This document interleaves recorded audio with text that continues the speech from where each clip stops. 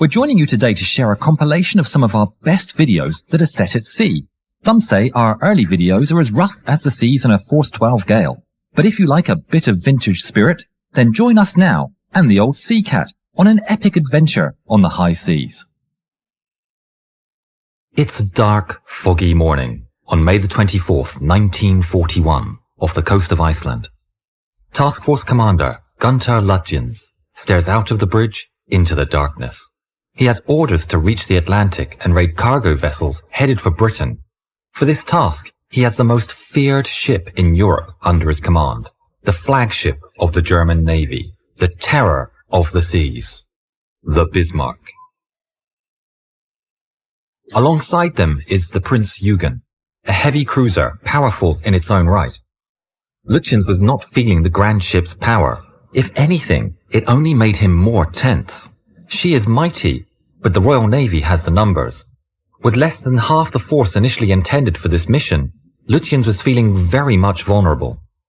"Smoke trails spotted on the horizon, sir." Lutyens looks out the window. The dreaded fight had come. "Call the crew to battle stations," he orders. Alarms ring in both vessels, and the crews scramble to their posts as two battleships, the HMS Prince of Wales and the mighty HMS Hood, appear over the horizon. The range is 26 kilometers and closing when the first muzzle flash from the enemy vessels pierces the morning darkness, signaling the incoming shells. Lutyens simply watches as massive towers of water rise in front of the Prince Eugen, the shells falling short. Bismarck Captain Ernst Lindemann calls to Lutyens, "Permission to open fire." He receives no response.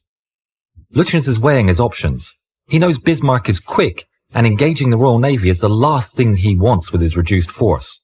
Maybe there's a chance he can outrun them. More shells fall around the vessels. "Permission to open fire," repeats Lindemann, increasingly agitated. The enemies are getting closer. There's no outrunning this. Lutyens relents. Open fire. The thunder of the guns reverberates throughout the ship as they propel the massive 15-inch shells across the sky and screaming towards the Hood.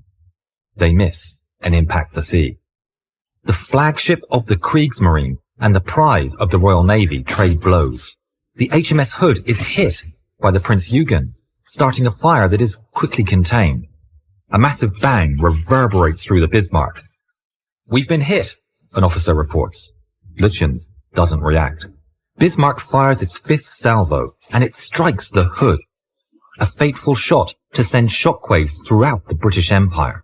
A column of fire lights up the night sky, rising from the deck like a blowtorch before a catastrophic explosion tears the ship in half. In a final act of defiance, a single shot is fired from the doomed ship before it sinks under the waves. Lutyens, however, is unmoved, and in his characteristic cold demeanor, he orders to immediately focus fire on the Prince of Wales. The turrets swing towards the new target, and they fire, sending 8 1,760-pound shells streaking across the sky towards the remaining enemy. Lookouts report multiple hits on target as the fight progresses, but the HMS Prince of Wales soldiers on. The Bismarck is struck 2 more times herself, until the Prince of Wales finally retreats from the battle. "Let's chase them down," suggests Lindemann. But Lutyens refuses, sticking to his orders of engaging the Royal Navy as little as possible. He orders to continue on instead. Bismarck has suffered damage on the floatplane crane, torpedo bulkhead, and on the forecastle. She begins to flood and oil leaks into the ocean. As the damage reports come in, Lutyens learns that the repairs are badly needed. Despite this, he refuses to slow the ship to get them done, as he knows at least 2 heavy cruisers are shadowing him. They need to get some distance first. What's clear is that the Bismarck is too wounded to continue the mission. They need to get back to port. Prince Eugen is undamaged. So Lutyens decides that the Prince Eugen will detach from the Bismarck and continue the mission alone, while Bismarck heads to Saint-Nazaire for repairs. Meanwhile, far above, a British Sunderland flying boat follows Bismarck's oil streak until spotting the ship. They report her position and the British gather all available warships to hunt her down. With the weather worsening, Lutyens decides it's a good moment to detach Prince Eugen. The two ships part ways, seeing each other for the last time. The darkness falls upon the Atlantic when an officer alerts Lutyens. "Lookouts report incoming planes, Admiral." Lutyens orders the men to battle stations and the secondary guns to be turned to maximum depression on the direction of the planes. Alarms sound in the Bismarck. The sky is lit up with anti-aircraft fire as swordfish torpedo bombers line up their passes. Lutyens orders to fire the secondary guns into the sea in front of the path of the planes. The splash of the shells creates pillars of water that they must evade, but it's of no use. The torpedoes are away and the planes successfully escape, not a single one shot down. Lindemann orders evasive maneuvers, but despite them, just one of the 9 torpedoes impacts the armor belt. It does little damage, but the abrupt direction change and maneuvers loosen the collision mats covering the hole from the previous battle. The Bismarck is given some luck as the British lose track of her while trying to avoid German submarines.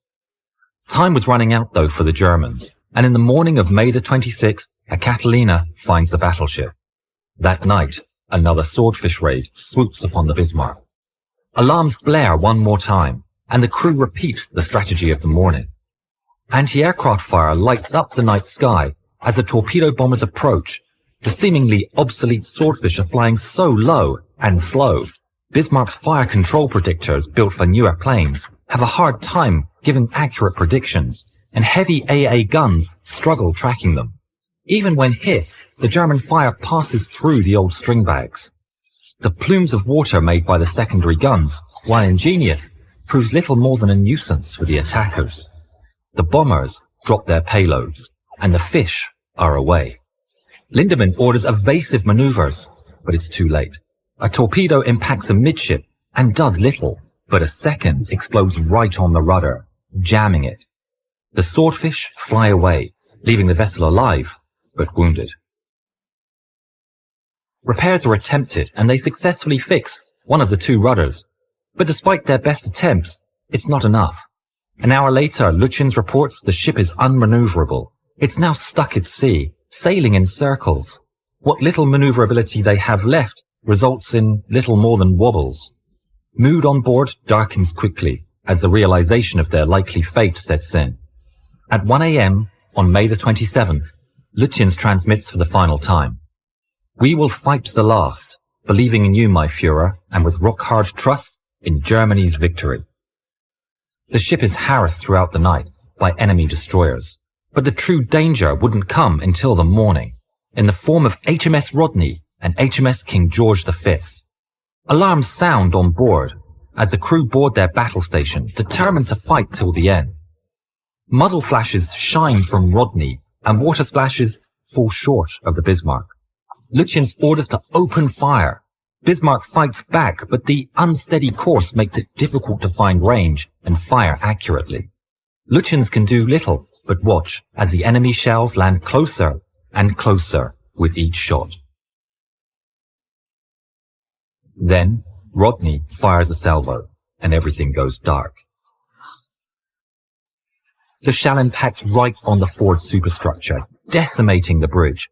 All of the top command die in the blast. Bismarck continues to fight under the command of lower officers, but it's of no effect. The unstable ship doesn't allow the remaining sailors to fire a straight shot, and Rodney continues to punish the vessel mercilessly. Fire consumes the ship, and the guns are put out of action, one by one. By 9:30, Bismarck has fired for the final time. The British ships close in, continuing to fire unopposed. The vessel has fallen under the command of the chief of the damage repair stations, who reluctantly orders to set scuttling charges and abandon ship. By 10 a.m., Bismarck has been reduced to a floating, burning wreck. The charges are set off 20 minutes later, and Bismarck, the pride of the Kriegsmarine, sinks into the ocean. Out of the 2,200 young men on board serving, only 114 are pulled alive from the water.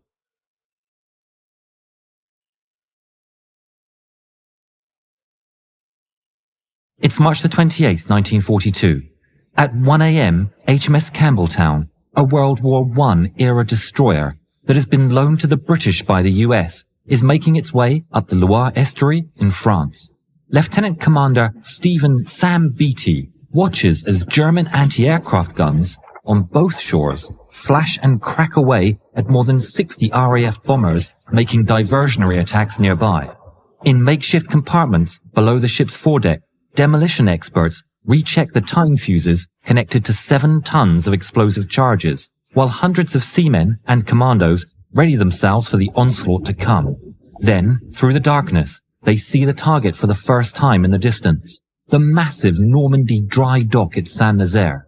On the Atlantic coast, it's the only place capable of carrying out repairs on the 42,000-ton battleship Tirpitz, terror of the North Atlantic and sister ship to Bismarck, which met a violent end just a year before. At a nearby observation post, German naval officers struggle to make out the silhouettes of the Campbelltown and several wooden Fairmile ships following behind. The Campbelltown is flying the German flag and has been disguised to make it look like a German destroyer. Signaling the ship, the Campbelltown responds with the correct code. It's an older code, but it checks out. The Germans illuminate the flotilla with searchlights. The warning shot fired across the bow is one the Brits have been expecting. In response, they launch a flare that burns a bright emerald green before splitting into 3 distinct red clusters, the Kriegsmarine signal for recognition. At 0130, the Germans realize they're being fooled, and all hell breaks loose as the many guns on the estuary start taking chunks out of the British.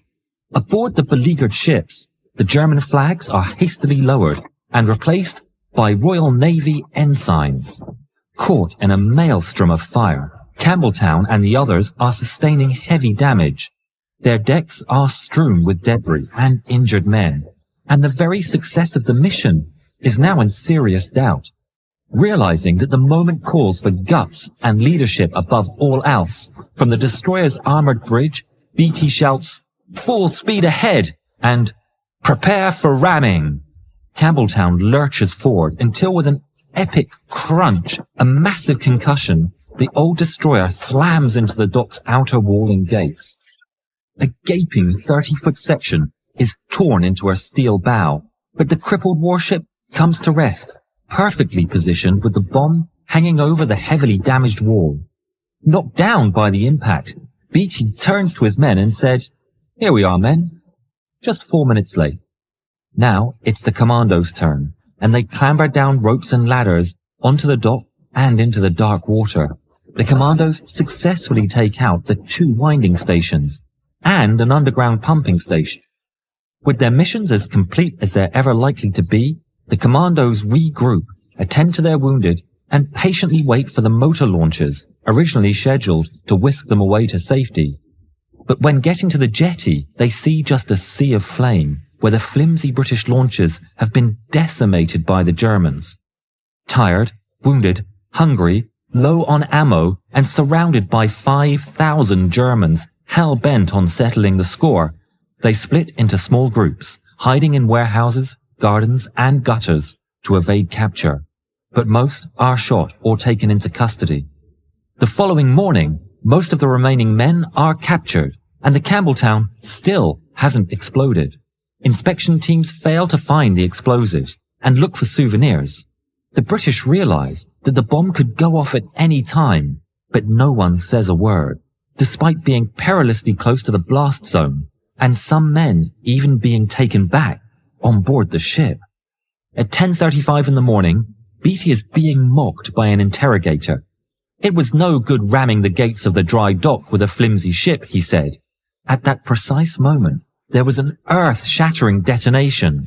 The force is so great that the Campbelltown's bow and most of the wall are irreparably damaged, and more than 400 lives are lost, most of which were unsuspecting Germans still on board the Campbelltown, as well as 2 incredibly brave captured commandos who kept their mouths shut despite knowing full well that they were about to be blown into oblivion. It's September 1943. Nazi Germany's Behemoth battleship Tirpitz, sister ship to the Bismarck, lays moored in Norway's Alten Fjord. The battlecruisers Scharnhorst and Lützow lie nearby. At nearly 800 feet, Tirpitz is the most formidable of the trio. But despite her reputation, fuel shortages and the Germans' unwillingness to risk her in combat have relegated Tirpitz and her nearly 2,000 seamen to hiding in Norwegian backwaters to avoid detection by RAF reconnaissance aircraft. Referred to with derision as the Lonely Queen of the North, from October 1940, the RAF threw everything but the kitchen sink at Tirpitz. But the Stirling and Halifax heavy bombers, Albacore biplanes, and manned chariot torpedoes did little more than annoy the steel Leviathan. Recently, things have been quiet, but that's all about to change. In Scotland, 1,000 miles away, 22-year-old Worcestershire-born Lieutenant Basil Charles Godfrey Place gazes across the waters of Loch Cairnborn, eagerly awaiting orders to commence Operation Source. It's a daring plan to send 6 X-craft or mini-subs to destroy Tirpitz, Scharnhorst and Lützow. Each tiny sub is crewed by just 4 submariners and displaces a paltry 30 tons. Powered by batteries when submerged, they're barely capable of 5.5 knots. The tiny cabins reek of sweat, battery acid and engine oil, and though they've been dive tested to 300 feet, crews fear descending past 100 may be suicidal. Elevate your summer style with our exclusive merch. Head on over to yarnhubstore.com to shop our latest designs, from stylish tees to cozy hoodies, and be the envy of all your friends. Plus, by purchasing our merch, you're directly supporting our channel and helping us create even more great content for you. But that's not all. Become a member of our YouTube channel and gain access to even more exclusive perks, from deleted scenes to VIP Discord chats with me, and experience the best of Yarnhub as a Yarnhub VIP. Accompanied by Lieutenant Cameron and X6 on September the 21st, Place deftly steers X7 through a web of mines to a position off the Bratholm Islands, just as the fleeing Scharnhorst steams past at 16:30 hours.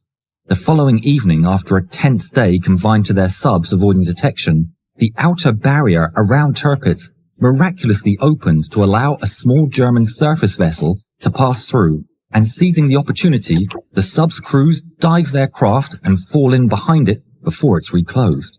The X6 strikes rock and is spotted by lookouts on the Tirpitz, but Cameron and crew manage to put their charges beneath the ship. Realizing escape is impossible, they scuttle their sub, surrender, and are taken aboard the ship. Unseen in the commotion, Place and the crew of the X7 are stuck in torpedo nets. They have to surface. With extraordinary luck, the X7 somehow manages to escape the nets, and at nearly full speed, it strikes the Tirpitz on her port side with a resounding clang, then slides smoothly under her keel and deposits a charge on the fjord's floor. Then X7 heads on its way astern and releases a second charge 200 feet to the aft, after which the X7 becomes ensnared yet again. Knowing that the X6's charge are due to explode any minute, Place, always the master of understatement, describes the affair as extremely annoying. A charge goes off, and the X7 is buffeted by the water. But in a stroke of luck, the blast frees them once again. But upon surfacing, Place opines that it's tiresome that the Tirpitz is still afloat. Moments later, at 1940 hours, the X7 is spotted attempting to escape and is fired upon with heavy anti-aircraft guns and depth charges. 2 of the 4 crewmen are killed, and again they're entangled, this time hopelessly so. Damned nets! They're everywhere, Place said. Their craft damaged and immobile, 2 crewmen dead, and staring into the eyes of angry machine gun-wielding sailors looming above them. Place realizes the game is up, and he and the surviving sailor are taken aboard Tirpitz, joining Cameron and the crew of the X6. Initially, the Germans think that the daring British submarines are Norwegian partisans. They're interrogated intensely, but divulge no meaningful information. Still unaware that their mighty ship is in peril, 30 minutes later, 2 massive explosions lift Tirpitz nearly 3 feet from the water, severely damaging her hull, keel, engines, turrets, and propeller shafts. In the chaos, X5, the last remaining mini-sub, is detected 200 meters off Tirpitz and sunk in a hail of gunfire and depth charges, and neither sub nor the crew are ever seen again. Place and the other 5 sailors are eventually whisked away to the prison camp at Marlag Millag Nord, where they spend the rest of the war. But though their attack crippled the Tirpitz, repairs were carried out until April 1944, an epic undertaking that naval historians often refer to as one of the war's most noteworthy feats of naval engineering. Exhibiting heroism, fearlessness, and staunch determination in the fear of near certain death, even today, Place was considered the very embodiment of the submarine service's ideals. For his part in the Tirpitz attack, which a colleague described as entirely consistent with his character, he was awarded the Victoria Cross. It's October the 24th, 1944. On board the destroyer USS Johnston, Commander Ernest Edwin Evans is proceeding with the usual routine. Evans is loved by the crew, who call him Big Chief. On the commissioning ceremony for USS Johnston, he told his men, "This is going to be a fighting ship. I intend to go in harm's way, and anyone who doesn't want to go along had better get off right now." Today, the carrier group is providing air support to the landings of Leyte Gulf, leaving destroyers like the Johnston with little to do. But all of that is about to change. A radio transmission from a patrolling plane warns of an incoming enemy fleet. The Japanese center force has slipped through undetected and is barreling down upon them. "I can see pagoda masts. I can see the biggest meatball flag on the biggest battleship I ever saw." Alarms blare across the fleet. All men are called to battle stations. Lookouts are on high alert. Planes on patrol are diverted to engage the enemy, and planes on the carriers are hurriedly prepared for takeoff. The fleet are ordered to head for a storm in the distance. A lookout then makes the dreaded call. "Ships are on the horizon."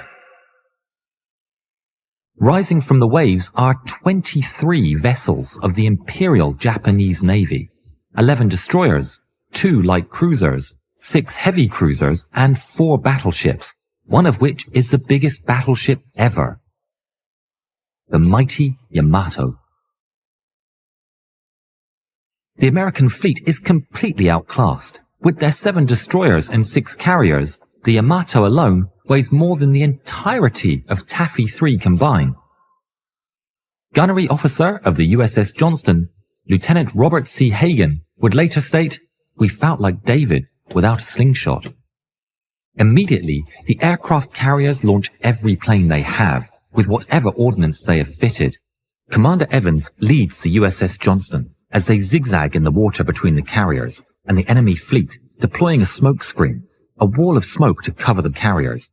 Above him, planes roar into battle as soon as they take off. The cannons fire for the first time on that fateful day. They're color-coded so that the Japanese can find the range accurately. The fleet can do nothing but pump smoke and run. Their weapons are out of range. But a different story is taking place in the sky. The fighter pilots of the American forces charge into battle. Armed with high explosives and depth charges, they're unfit to attack battleships, but they're undeterred. Explosions rock the decks of the Japanese ships, devastating exposed anti-air emplacements and personnel, but doing little against the ship's main cannons. Back on the Johnston, the situation is worsening quick. Both the splashes of color and the Japanese fleet itself are rapidly closing in on the Americans. But fortunately, the Japanese misjudged their range advantage, and they wander too close to the destroyers. Commander Evans sees that the smokescreen is good enough, and finding himself in the rear of the formation, he orders, "Rudder, hard left." and the USS Johnston charges, zigzagging against the enemy without any orders from the Admiral. Once they got within 19,000 yards, Commander Evans orders, "Fire!" and the ship's 5-inch turrets unleash their limited power. They attack the nearest cruiser they can see, firing upon its weaker superstructure. Their power may leave a lot to be desired, but the American accuracy helps use them to the fullest. The Johnston's gun control radar is making the difference in the heavy haze. They tear through the superstructure of IJN Kumano, starting fires and sending shrapnel across the deck as 14-inch shells splash around them. One of the enemy shells impacts inches away from the bow, showering the deck in red dye, including Lieutenant Hagen. He wipes it off his eyes, shouting, "Looks like somebody's mad at us." As the USS Johnston turns back, Commander Evans orders the launch of all 10 torpedoes towards an enemy battleship as they continue to pump smoke into the air. The fleet finally reaches the storm, but the Johnston is still fighting. She's dumped over 200 rounds into the enemy ships when their luck runs out. The Yamato fires her 18-inch main cannons straight at the Johnston. 3 of the highest caliber shells to ever see combat in the high seas crash into the destroyer. Evans holds on as the impact shakes the entire hull. He hardly has time to compose himself when an explosion throws him to the ground. 3 more 6-inch shells from the Yamato's secondary guns have slammed into the ship, with one of them impacting and detonating behind the bridge. The explosion has tore through the bridge's port wing and has sent shrapnel flying. Evans opens his eyes, laying on the floor. He's been struck several times and is bleeding. Around him is an apocalyptic scene of bodies and destruction. Standing up, Evans places his left hand on the floor and realizes he's missing 2 fingers. Still, he pushes through the pain and returns to his post. He orders the Johnston to retreat for the cover of smoke as fast as possible. As the USS Johnston limps to safety, Evans looks back just in time to witness a huge explosion off the bow of IJN Kumano. Several of their torpedoes had been hits. Medics arrive at the bridge and Commander Evans is quickly tended to. He has his injuries bandaged, but refuses painkillers, telling the medics to save them for the others. His shirt in tatters, Evans rips off what's left of it. Simultaneously below deck, the technicians are working their magic. Johnston had lost power to the aft of the ship, which had taken out 2 guns, steering, and the radar. They bring it all back online in just 10 minutes. Flooding compartments are isolated, and the condition of the ship is successfully stabilized. Meanwhile, the air battle rages with force. There is no organized waves, just a chaotic swarm of planes and tracers. Fighters from nearby Taffy 2 had joined in the fray, and even more of Taffy 1 arrive one by one to aid Taffy 3's plight. They're suffering from the same improper loadout issues as the Taffy 3 fighters, but they harass the enemy for all it's worth. Back on the Johnston, Commander Evans receives a transmission from Admiral Sprague, ordering all destroyers to charge for a torpedo run. The USS Johnston is crippled and out of torpedoes, but Evans orders his men to charge anyway. They'll cover their brothers. They push into the smoke-covered battlefield. Visibility is terrible, making Evans wary of friendly fire. He orders Gunnery Officer Hagen not to fire with the radar, only if he can see the enemy. Not until you see it with your eyes, Hagen. Shortly after, an unmistakable pagoda mast belonging to the battleship IJN Congo emerges from the fog. Hagen shouts, "I sure as hell can see that." Fire! The USS Johnston's crew opens up onto the battleship with all they have, peppering the enemy's superstructure as they dodge the 14-inch return fire.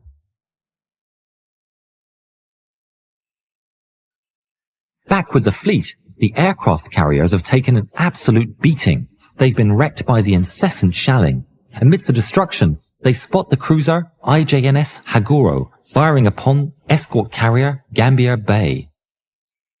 Evans orders to cease fire on the battleship and refocus to the Haguro.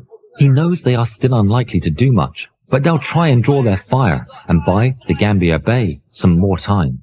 Once again, they open up on the enemy's superstructure, attempting to inflict whatever damage they can, but the cruiser ignores the little destroyer as they relentlessly punish the carrier. Annoyed, Evans scans the waters for a target they might prove effective against, and quickly spots 2 columns of destroyers headed for the rest of the carriers. Evans can tell a torpedo charge when he sees one. Japanese torpedoes are exceptionally powerful. Just 1 can tear a destroyer like his own in half, and 2 is a likely death sentence for a carrier. The charge must be stopped at all costs. They open fire on the leader of the formation, the light cruiser Yahagi. Her armor is much more easily pierced than the giant battleship and cruisers. They wreak havoc upon the ship with the help from fighters and bombers unloading up and down the deck. The Yahagi suffers greatly and turns back to retreat, being relieved by one of the destroyers. Quickly, both the Johnston and the planes switch their targets, and the new leader is lit up with lead. It too turns back, and the rest of the charge joins it in retreat. They drop their torpedoes towards the carriers, but the excessive range means the torpedoes stop and sink short. Evans can't believe their victory and mutters, Now I've seen everything. but the Johnston had no time to celebrate. Throughout, they've been avoiding heavy fire from almost every direction. They dodge and weave, but it was just a matter of time. A shell strikes against the bow, knocking out the forward turrets and starting a fire. The damaged Johnston slows to a crawl, and she becomes easy pickings. Another shell strikes her, followed by another and another. Evans lost all control in the bridge. Power is completely out. The fires are spreading, and an ammo storage near the bridge is lit up. Unwilling to give up, Evans abandons the bridge and runs through smoke and flames to the stern. He opens a hatch leading directly to the rudder equipment, where 4 men are cranking it manually. He barks directional orders at the men, trying desperately to lead the ship to safety as the battle still rages around him. Shells zip past, and 2 guns of the Johnston fire away the bitter end. In the middle of it all, he spots another Allied ship sailing by, the USS Samuel B. Roberts, returning from her own heroic deeds. The 2 captains lock eyes, and Evans waves at his peer with his bandaged and bloodied hand as the ship sails by. A few minutes later, a shell pierces and explodes within the last operational engine. USS Johnston is now a motionless, burning wreck. Standing defiantly on her stern, beaten and bloodied, Commander Evans knows the USS Johnston's time has come. He orders to abandon ship. It's the last time he was ever seen. The men run across the vessel, spreading the word and deploying life rafts before jumping into the sea below. A Japanese ship approaches the Johnston as it slowly rolls over on its side. The terrified men expect a bloodbath, but instead, they see the Japanese captain standing on the bridge. He salutes the brave sailors and continues on. The 141 survivors would be picked up from the water after 28 to 48 hours of floating adrift. Thanks to the heroic actions of the entirety of Taffy 3 and the aerial backup, the Japanese center fleet was turned away at all odds. Their victory thwarted the Japanese attempt of using battleships to crush the Allied landings on the Philippines. But it was hard fought. Over 1,000 men died across the entire fleet, and 900 more were wounded. Not a single vessel escaped without damage. Of the USS Johnston's 327 men crew, only 141 would return home. Commander Ernest Edwin Evans would be posthumously awarded the Medal of Honor for his actions. He was the first Native American in the US Navy to be awarded the Medal of Honor. It's the early morning of October the 25th, 1944, near the Strait of San Bernardino in the Philippines. Lieutenant Commander Robert Witcher Copeland is having his morning coffee at the bridge of USS Samuel B. Roberts after a sleepless night patrolling the waters.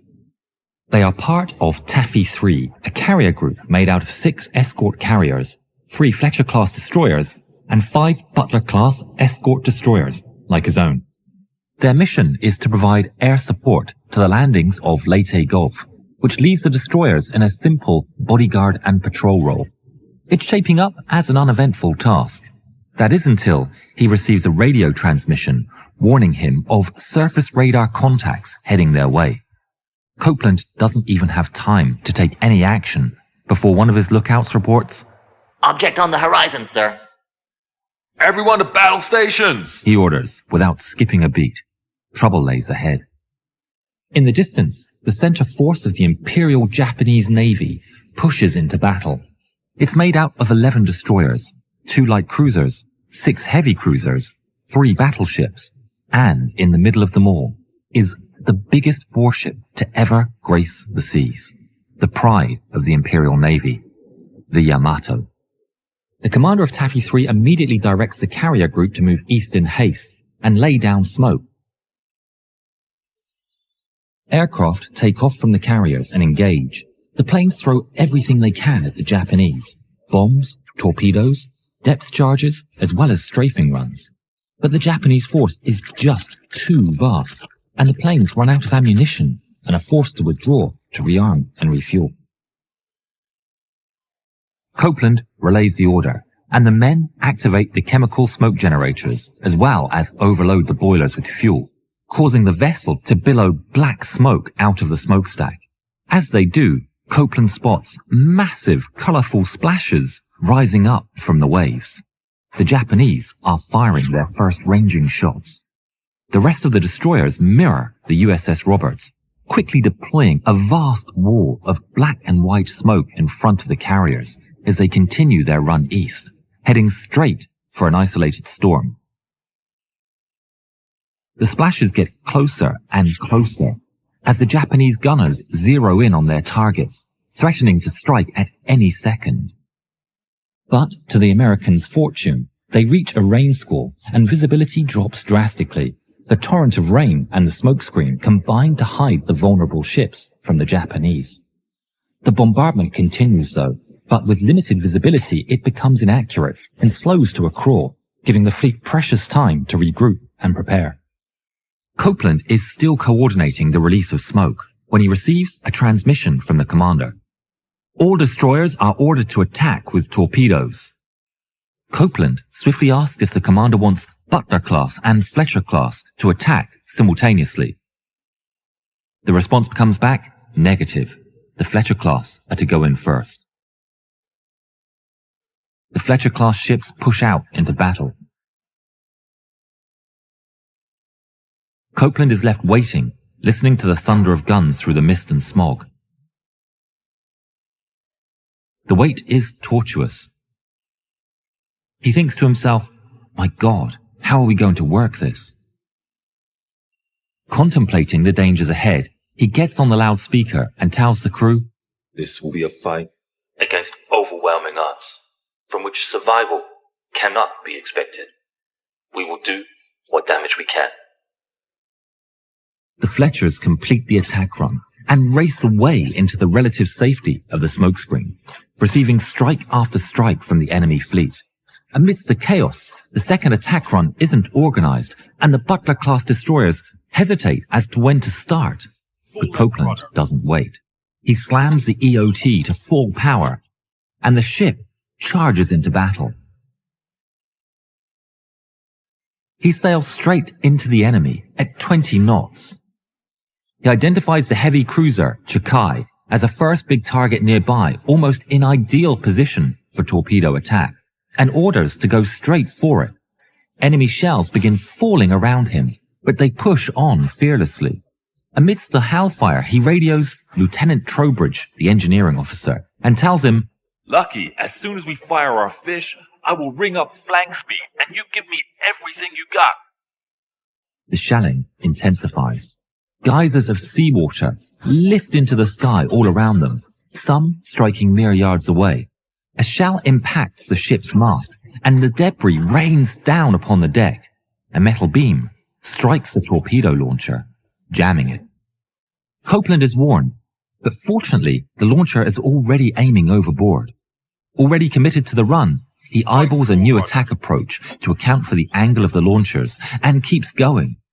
Shells continue to pummel the seas surrounding him, but they too miss by sheer luck. Coming in hot, 4,000 yards away from Chikai, Copeland orders, Fire! And the 3 torpedoes dive into the seas. The fish are away. The ship immediately turns to escape, and Copeland slams the EOT to flanking speed. Below deck, Trowbridge bypasses every safety measure.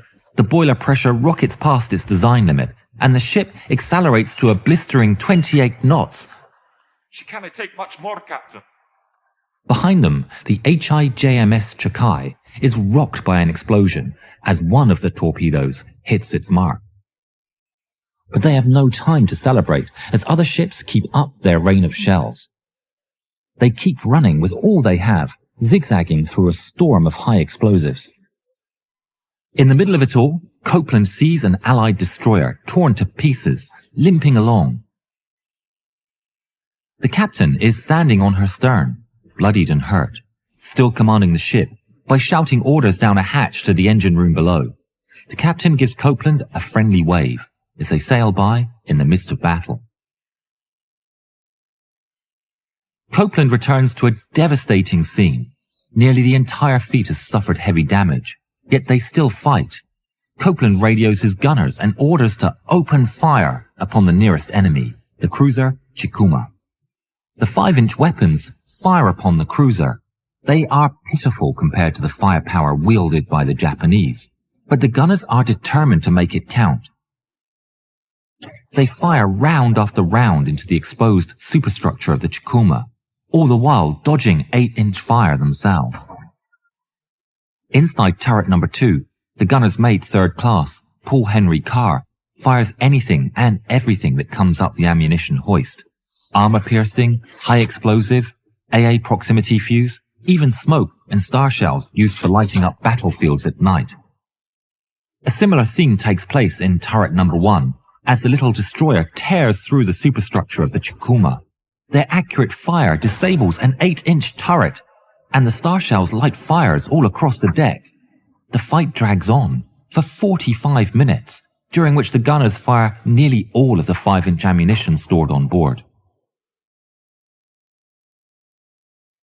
But then a lookout shouts inside the bridge, "Captain, 14-inch splashes behind us!"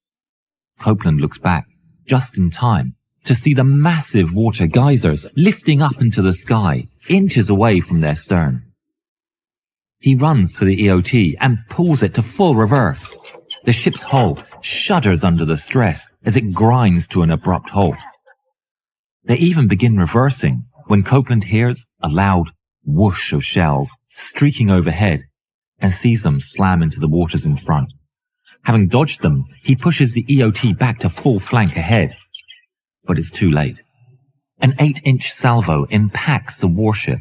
A shell pierces the engine room and bursts the steam pipes of one of the 2 boilers.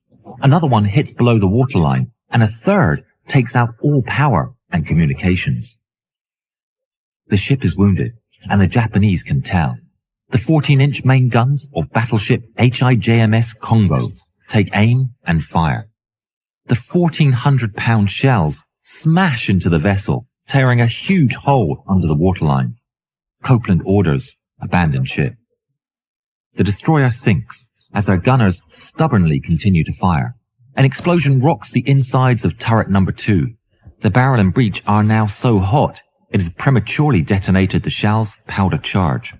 A crew member enters the turret and finds Carr against the wall, heavily wounded, shell in hand. The crew member tries to help, but Carr only begs him for help loading one more shell into the breech, not realizing the gun was inoperable. Back at the bridge, Copeland has no more control, no power of communications. There's nothing he can do. He abandons the bridge alongside First Officer Lloyd Gurnett, as shells still fall around and into the dying ship. The pair run to the very bow of the vessel as it rises into the air and spot a life raft floating below. They jump. The burning USS Samuel B. Roberts remains afloat for 1 more hour until it finally capsizes and sinks under the waves, taking with her 90 of the 210-man crew.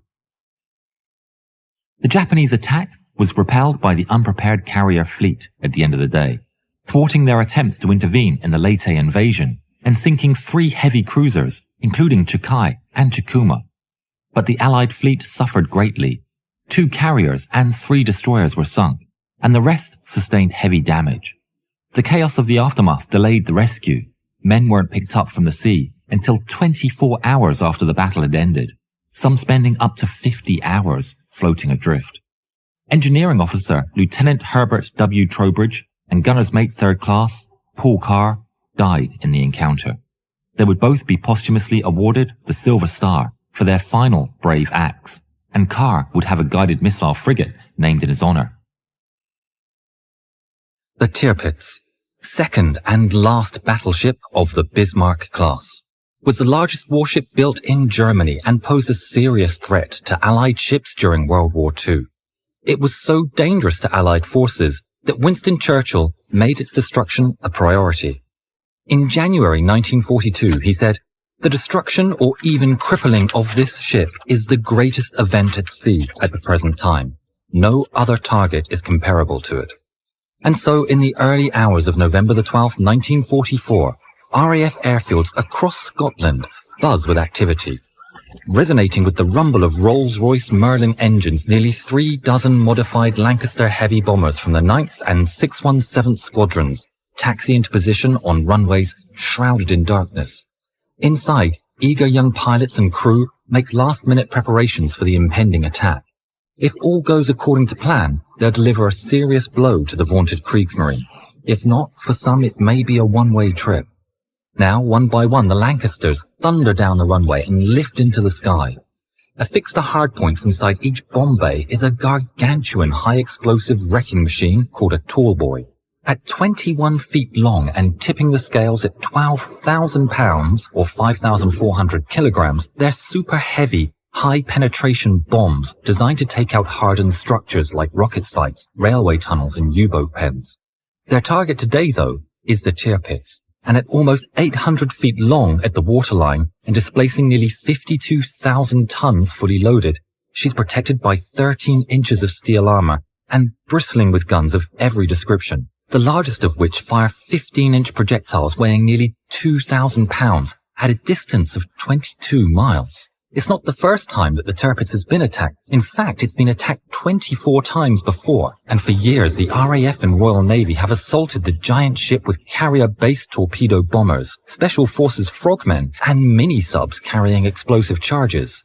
During Operation Tungsten in April of 1944, Barracuda bombers attacked Tirpitz with 1,600-pound bombs. The ship flooded but was repaired within months. In August of 1944, during Operation Goodwood, nearly 70 carrier-based bombers attacked, but a thick smokescreen prevented them from inflicting any real damage. Then, just a few months before Operation Catechism, there was Operation Paravane, the first mission in which the RAF dispatched Lancasters armed with tall boys to strike Tirpitz in a fjord in Norway. Braving nearly 100 flak guns, one bomb scored a direct hit, damaging the rudder and causing minor flooding.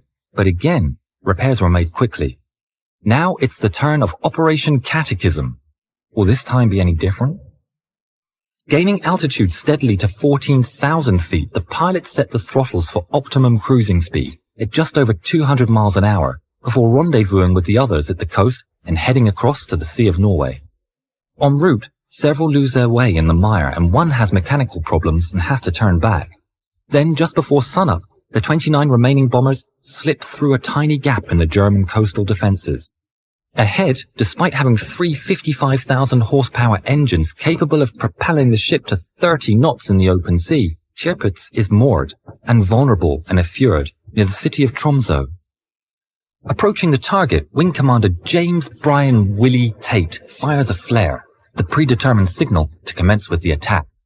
Grouped into individual gaggles of between 4 and 6 aircraft at various altitudes, the Lancaster now descend to just 2,000 feet to try and evade the German anti-aircraft fire. Banking northwest, the radio men and the navigators are following a signal being transmitted by Norwegian partisans. But though the Tirpitz's crew has been reduced by nearly 800 men, they're on guard, and unbeknownst to the British airmen, her giant guns have been modified for long-range air defense use. She's also protected by 2 dedicated anti-aircraft ships, support boats with smoke generators, and fighters from JG-5. Then, the guns on and around Tirpitz open up in a bevy of blinding flashes and deafening cracks, sending supersonic projectiles hurtling towards the Lancasters. Lining up thousands of yards out, the planes thunder over the fjord and release their deadly payloads. Once released, the crews wait 30 long seconds for the results. Some tall boys miss their mark and slam into the cliffs and sandbanks along the shore. On the ship, the crew hold their breath as a giant tall boy bomb thunders down and hammers into the deck near the forward gun. There's a cry of anguish as the crew wait for the inevitable explosion. But to their immense relief, the tall boy fails to detonate. but another tears down and smashes into the base of the Tirpitz's superstructure. There's a crang and shriek of metal, and a huge chunk of armor belt is blown away, tearing a gaping hole in the hull. With a massive yellow flash, another obliterates a 16-inch gun turret. Due to serious flaws in her design, Tirpitz doesn't have watertight compartments where they're needed most, and in the chaos, crewmen failed to close hatches designed to contain the flooding in the event of damage. Now, well into the attack, German FW-190s are scrambled. Getting in position over the Tirpitz, the German pilots are dismayed to find the Lancasters are nowhere to be seen and have turned for home. Back on the ship, a column of steam and smoke shoots up to about 300 feet, and within a few minutes, Tirpitz starts to list badly. The captain, Weber, knows it's critical and reluctantly orders the crew to abandon his armored citadel. Through the smoke and carnage, most sailors jump into the water and begin swimming to shore. But like a cork, a devastating explosion tosses a massive turret nearly 100 feet into the air. And when it comes down, it lands amidst a swarm of stricken seamen, taking most to their watery graves. About 10 minutes after the first bomb struck, the Tirpitz has completely turned turtle, with only the hull visible from the air. All told, out of just 1,500 crew, it's estimated that the Germans lost between 950 and 1,200.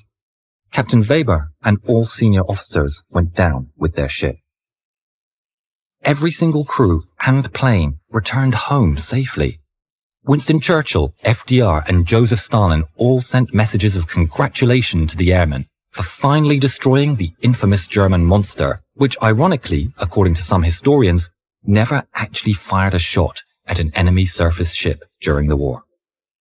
It's the dawn of the 7th of April, 1945, off the south coast of Japan.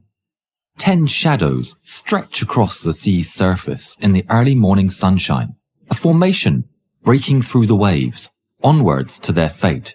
In the center is a giant, a 72,000-ton behemoth. It's a battleship bigger than anything that's come before or since.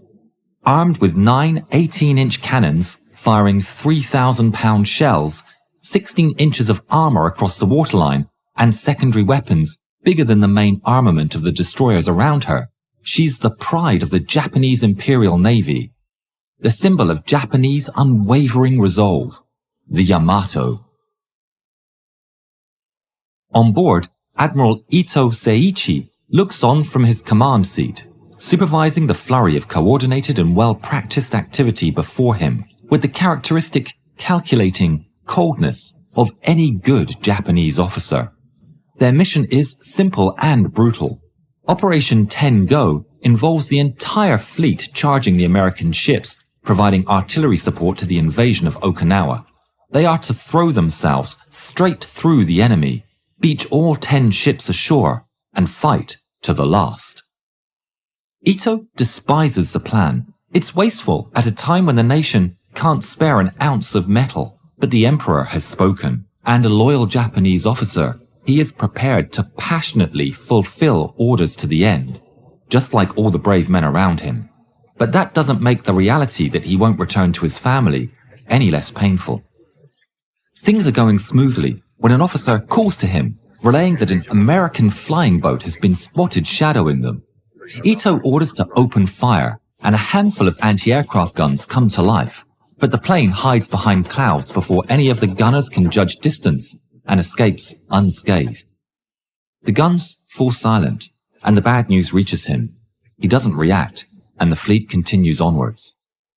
The morning passes, and the day carries on, when the bridge receives more bad news. A Japanese-held island communicates that over 250 American warplanes are headed straight for the ships. Tension looms over the bridge as eyes fall over Admiral Ito. He takes a deep breath. It's exactly what he expected, and exactly what they aren't prepared for. He cedes strategic command to Captain Kosaku Aruga and retreats to his seat. Meanwhile, sailor Kazuhiro Fukumoto is passing time on the deck with some friends. He's young and unafraid. After all, what is there to fear with the power of the mighty Yamato on your side? Then, the alarms blare. The friends scatter and immediately run to their battle stations. Kazuhiro runs across the deck, evading other rushing sailors as he rushes for his post on the opposite side of the ship. Anti-air weapons rise towards the sky, locked and loaded. The gunners keep a watchful eye, scanning the never-ending blanket of clouds. Then, everything falls silent. There's a hum of distant engine noises in the sky, spiking the nerves of everyone on deck. Gunners grip their controls, aware they're staring at the angels of death, determined to fight to the bitter end. The noises get louder and louder. In a flash, a wave of warplanes pierce through the clouds, diving straight towards the mighty ship. The cacophony of anti-aircraft weapons roars, and streaks of shining tracers fire into the sky. It's a swarm of warplanes. Dozens after dozens fall upon the mighty battleship, braving the wall of Japanese lead. The gunners fire non-stop towards their targets, giving it their all, but they do little. The fighters respond in kind. A hailstorm of 50 caliber bullets tears through the deck, ripping through metal and people alike. Shrapnel and ricochets fly in every which way as the enemy zooms over their heads. Anti-aircraft guns spin in all directions, gunners tracking their own targets without orders. Muzzle flashes and fumes take hold of the lower superstructure as everything is fired into the sky. The sky is alight with tracers. The anti-aircraft guns are struggling. Planes come down from the clouds, strafe, and disappear back into the sky just as fast as they appeared, leaving them little time to react and take a good shot. There's just too many. Then, a massive explosion sends shockwaves across the deck. The main batteries of the Yamato fire into the sky. Special beehive shells explode in the air, creating a giant cloud of burning phosphorus shards. The big weapons, though, are completely incapable of tracking enemy aircraft in such low flight. The strafing runs do not falter. Bullets and bombs keep raining down mercilessly. Exposed anti-air gunners suffer greatly.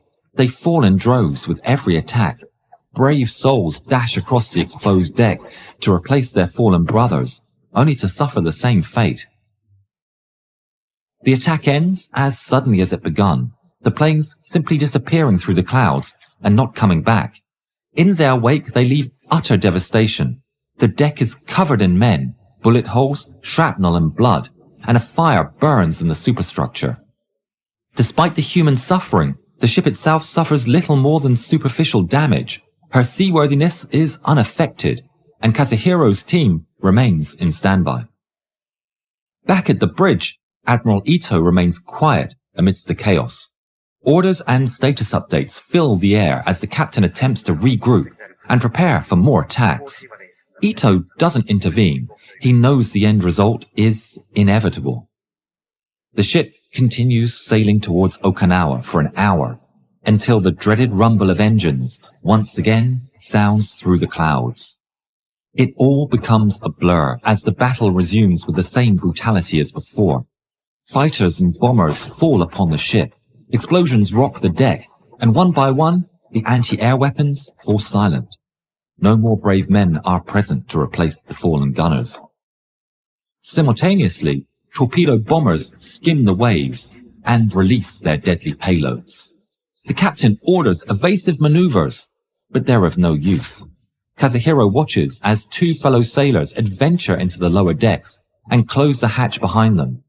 Mere seconds later, a massive bang reverberates through the ship. The lights go out and water gushes up the hatch, quickly flooding the hallway. He stumbles in the pitch dark, searching desperately for the way back up as the water level reaches his chest and his feet leave the floor. Then, miraculously, something shines weakly above them. The hatch to the upper floor opens slightly from the air pressure, letting a sliver of light through. The men swim towards it and push it open. They climb up moments before their pocket of air disappears. They close the hatch behind them, but they watch, horrified, as seawater shoots up through the seals.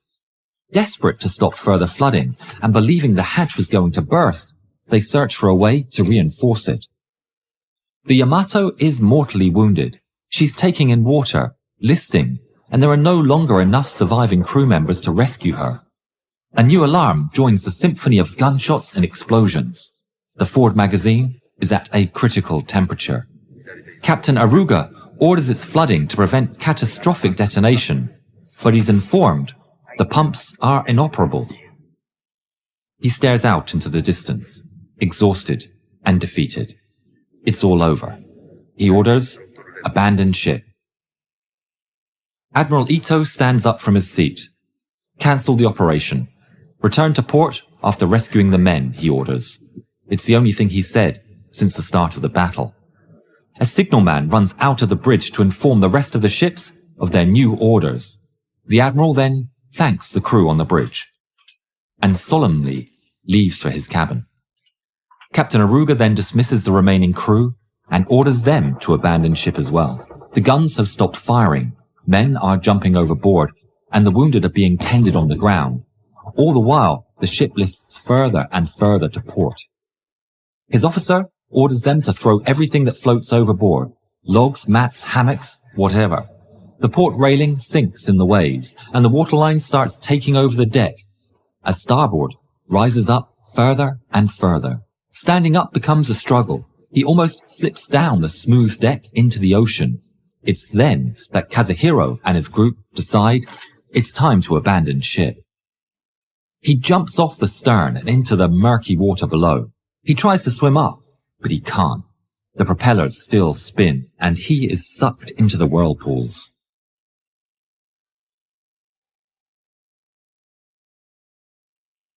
The wrecked and burning battleship slowly turns over as the men jump overboard. Guns fall into the waves below when the forward magazine detonates. The resulting mushroom cloud is seen from mainland Japan. Kazuhiro emerges from the sea some distance away. He's disoriented. Several black columns of smoke rise all around him. A film of oil floats over the water, and he can see many people floating in the distance. Close by, he spots a group of survivors on a raft and joins them. 2.5 hours later, a Japanese destroyer approaches the raft and picks the men up from the water. Only 287 men of the more than 3,300 would be rescued. Kazuhiro was one of the lucky few. He survived the war and went back to his family. He was only 18. Admiral Ito and Captain Aruga went down with the ship. Operation Tengo was a total catastrophe. Of Yamato's escorts, 5 of the 9 sunk alongside her, and a 6th would be sunk later due to her damage. It would be the last major naval operation of Japan before the end of the war. Thanks for joining us today for our Epic Ships compilation. Congratulations on staying to the end. If you're a hardcore fan, then please consider becoming a member, where you'll get a load of perks, including access to the Discord VIP, where you'll find me almost every day.